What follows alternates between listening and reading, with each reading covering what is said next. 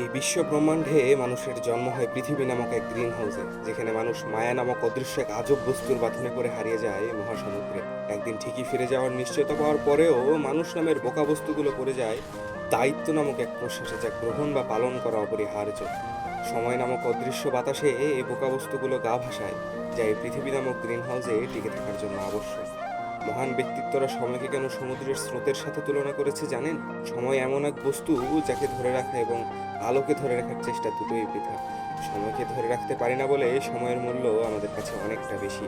ঠিক একইভাবে যেভাবে আমি তোমাকে আমার জীবনে ধরে রাখতে চেয়েছিলাম। তোমরা আমাকে নেশায় আসক্ত এক জানোয়ার ভেবে সমাজের বহির্ভূত করেছো, কারণ আমি আসক্ত হয়ে পড়েছিলাম একটা অনিশ্চিত ভালোবাসার তীব্র নেশায়, যা আমাকে এই জানোয়ারে পরিণত করেছে। এই নেশায় জীবন অনেক কঠিন। তোমরা যেমন খুশি হতে শিখেছো অন্যকে অগাধ কষ্টে রেখে, আমি তা পারিনি বলেই তোমরা আমাকে বঞ্চিত করেছো। তবে আমি পাগল নই, শুধু আমার বাস্তবতা তোমাদের থেকে আলাদা। তোমাদেরই একজন আমার কাছে শূন্যতার সংজ্ঞা জানতে চেয়েছিলে, তবে আমি সেই সময় উত্তর দিতে পারিনি।